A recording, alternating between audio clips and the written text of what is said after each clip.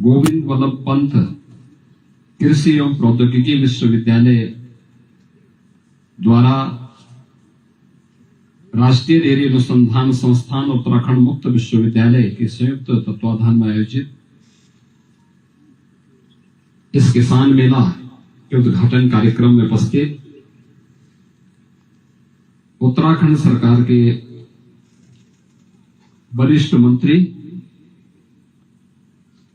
माननीय श्री सतपाल महाराज जी, उत्तराखंड सरकार के शिक्षा और स्वास्थ्य मंत्री डॉक्टर धन सिंह रावत जी, कुलपति जेबी पंत कृषि एवं प्रौद्योगिकी विश्वविद्यालय डॉक्टर मनमोहन सिंह चौहान जी, माननीय विधायक श्रीमती रेणु बिष्ट जी, राष्ट्रीय डेयरी अनुसंधान संस्थान के निदेशक डॉक्टर धीर सिंह जी, कुलपति उत्तराखंड मुक्त विश्वविद्यालय प्रोफेसर ओपीएस नेगी जी,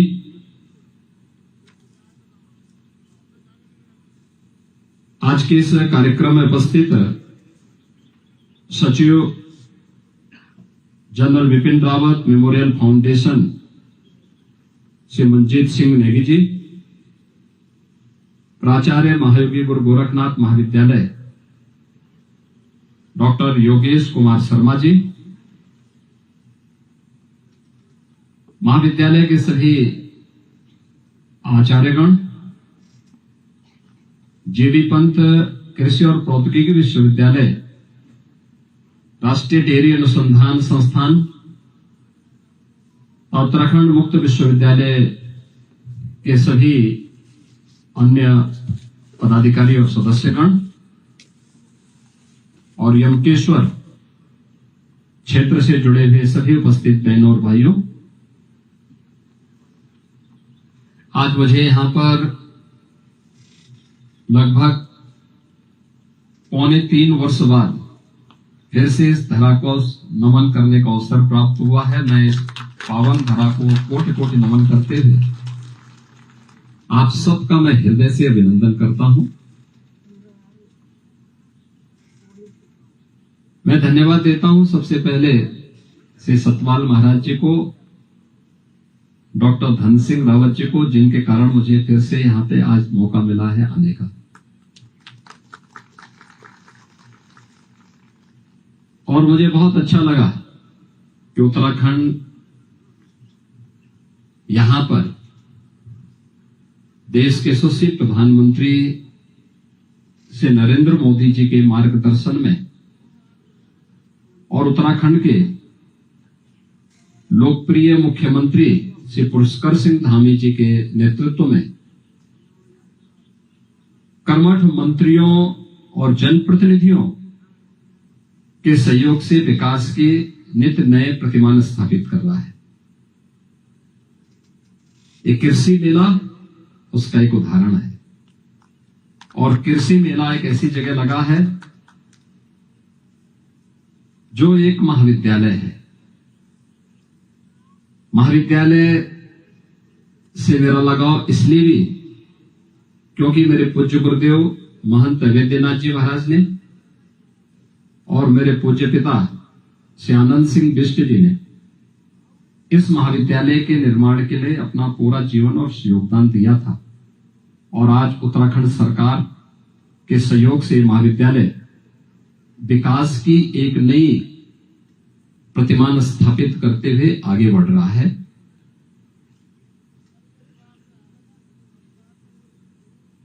यहां पर जेबी पंत कृषि और प्रौद्योगिकी विश्वविद्यालय यह देश का पहला कृषि विश्वविद्यालय है। 1960 में उत्तर प्रदेश के पहले मुख्यमंत्री और देश के जो बाद में गृह मंत्री बने थे, ऐसे से गोविंद वल्लभ पंत जी के नाम पर इस विश्वविद्यालय का नामकरण हुआ। विश्वविद्यालय ने देश के अंदर हरित क्रांति के क्षेत्र में बहुत बड़ा योगदान दिया।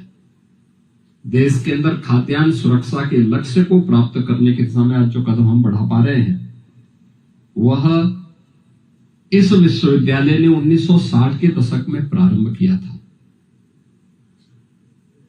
और आज आप देख रहे होंगे, इस देश की आबादी जब आज से 1/3 थी, तब देश के अंदर खाद्यान्न संकट था। आज देश के अंदर 140 करोड़ की आबादी है और उसमें से 80 करोड़ लोगों को पिछले 5 वर्ष से प्रधानमंत्री मोदी जी फ्री में राशन की सुविधा का लाभ भी प्रदान करा रहे हैं। खाद्यान्न सुरक्षा का इससे बड़ा और कोई गारंटी दुनिया के अंदर कहीं नहीं मिल सकती जो भारत दे रहा है। विश्वविद्यालय के स्तर पर क्या क्या प्रयास हुए हैं, या फिर राष्ट्रीय डेयरी अनुसंधान संस्थान के स्तर पर या मुक्त विश्वविद्यालय के द्वारा क्या कुछ नया किया जा रहा है, इस मेले के माध्यम से सब कुछ डिस्प्ले यहां पर हो गया है। और मैं आप सबसे अनुरोध करूंगा कि एक बार देखना चाहिए। उत्तराखंड ने विकास किया है, लेकिन अपनी मूल परंपरा से हट करके केवल भौतिक विकास हमें अस्थायी संतुष्टि नहीं दे सकती। खेत यहां के बंजर होते जा रहे हैं, क्या हम उसको बागवानी में बदल सकते हैं? क्या सब्जी उत्पादन के साथ या पॉली हाउस की उस परंपरा के साथ जिसमें विश्वविद्यालय, कृषि विज्ञान केंद्र ये सभी कार्य कर रहे हैं, क्या उधर हम आगे बढ़ सकते हैं? डेयरी सेक्टर में बहुत संभावनाएं हैं। आपके लिए पूरा का पूरा मैदान पड़ा हुआ है, जहां पर आप यहां से दूध, सब्जी, फल यहां से सप्लाई कर सकते हैं। नौकरी और रोजगार के लिए बाहर नहीं जाना होगा, लेकिन उत्तराखंड के अंदर ही अपनी पुश्तैनी जमीन को एफपीओज गठित करके बहुत अच्छा कार्य हो सकता है। और मुझे लगता है वो आपको आत्मनिर्भर भी बनाएगा, उत्तराखंड को खुशहाल भी करेगा, और राष्ट्रीय सुरक्षा के लिए उत्तराखंड का जो योगदान है, उस योगदान को और मजबूती के साथ आगे बढ़ाने में मदद भी कर देगा। प्लान एक चुनौती है हम सबके सामने, और ये केवल मातृभूमि से ही कटने की चुनौती नहीं है, ये राष्ट्रीय सुरक्षा के लिए भी एक चुनौती है। विकास के कार्यक्रमों के साथ साथ हमें इस चुनौती को भी स्वीकार करते हुए अपनी जड़ों को जोड़ना पड़ेगा। और मुझे प्रसन्नता है, मैं धन्यवाद दूंगा वरिष्ठ मंत्री माननीय श्री सतपाल महाराज जी को। कनेक्टिविटी के लिए भी और सिंचाई के लिए भी बेहतर प्रबंधन उनके माध्यम से प्रारंभ हुआ।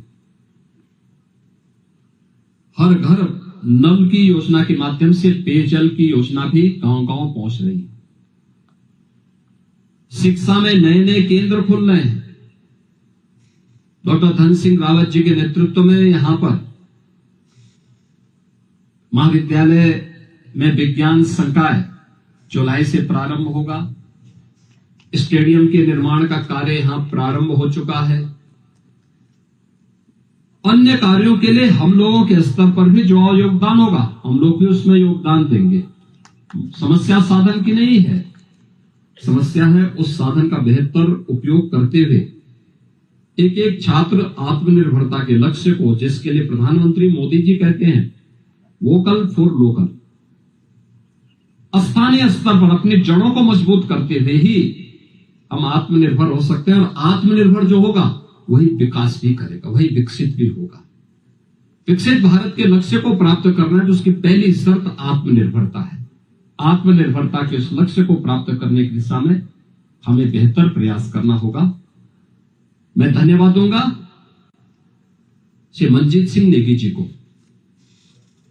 जिन्होंने जनरल बिपिन रावत जी, जो देश के पहले चीफ ऑफ डिफेंस स्टाफ हैं, इसी उत्तराखंड की भूमि के सपूत हैं, उनकी स्मृतियों को इन्होंने जीवंत बनाया और उनकी स्मृति में जगह जगह स्मारक बनाना, उनके कार्यक्रमों को अनवरत आगे बढ़ाने के साथ जुड़ना, और जोड़ना ही नहीं बल्कि आज यहाँ पर जनरल बिपिन रावत जो मेमोरियल फाउंडेशन है उसके माध्यम से उन्होंने इस महाविद्यालय में मेरे पूज्य पिता की स्मृति को जीवंत बनाए रखने के लिए एक 100 फीट के ऊंचे तिरंगा को जो भारत के राष्ट्र के आन मान और शान का प्रतीक है उसको भी इस महाविद्यालय के प्रांगण में आज स्थापित किया है। मैं श्री मंजीत सिंह नेगी जी को और उनके पूरे फाउंडेशन के सभी पदाधिकारियों को के लिए हृदय से धन्यवाद देता हूं। महाविद्यालय विकास के नित नए प्रतिमान स्थापित करे, नई नई गतिविधियों और यहाँ की जो वार्षिक प्रगति रिपोर्ट है इसके बारे में यहाँ के प्राचार्य जी ने बहुत विस्तार से यहाँ पर कहा है।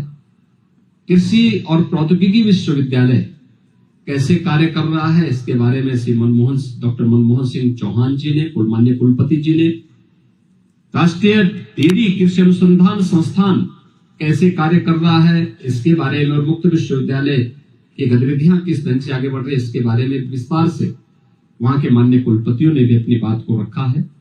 आज यहाँ पर देखेंगे आप, बकरी पालन का काम भी हो सकता है, कुक्कुट पालन का काम भी यहाँ पे कैसे हो सकता है इसका एक उदाहरण। और कुछ किसानों को बीज के किट भी और कुछ को बकरी भी यहाँ उपलब्ध होने वाली है। ये बकरी 3 लीटर तक दूध देती है। याद रखना, बकरी का दूध ये लंग्स की बीमारी, फेफड़े से जुड़ी हुई बीमारी, ट्यूबरक्लोसिस हो यानी टीबी हो या डेंगी, कोई बीमारी डेंगी आ जाती है या वायरल फीवर में जब प्लेटलेट्स काउंट कम होते हैं, बकरी का दूध उसका रामबाण औषधि है और हमें उसके साथ अपने आप को जोड़ना पड़ेगा। यहाँ पे आप करेंगे बहुत अच्छी व्यवस्था उसके माध्यम से हो सकती है, उसकी पैकिंग की व्यवस्था हो सकती है, उसको आप मार्केट में सप्लाई कर सकते हैं। हाँ, बकरी के दूध में थोड़ा महक आती है लेकिन वह बीमारी का उपचार बहुत अच्छे ढंग से करता है। मैं आप सभी देवभूमि के वासियों से ही अपील करूंगा, उत्तराखंड भारत का मुकुटमणि है, देवभूमि है, यहां से नशा को दूर करिए। यहां पर देवभूमि के लोग देवालयों की स्थापना होनी चाहिए, शिक्षा के केंद्रों की स्थापना होनी चाहिए, हेल्थ एंड वेलनेस सेंटर बनने चाहिए, जल संरक्षण के लिए कार्य होना चाहिए, अधिक से अधिक फॉरेस्ट कवर भी बढ़ाया जाना चाहिए। लेकिन खेती बाड़ी के अत्याधुनिक उपायों को करते हुए हम आमदनी को भी कई गुना बढ़ाने में अपना योगदान दे सकते हैं। मैं आज के इस अवसर पर इस कृषि मेला के लिए, यहाँ किसान मेला के लिए प्रोफेसर मनमोहन सिंह चौहान जी को, यहाँ पर डॉक्टर धीर सिंह जी को, प्रोफेसर ओपी सिंह नेगी जी को, शिक्षा मंत्री जी को, माननीय श्री सतपाल महाराज जी को और महाविद्यालय के प्राचार्य और उनकी पूरी टीम को हृदय से धन्यवाद देता हूं।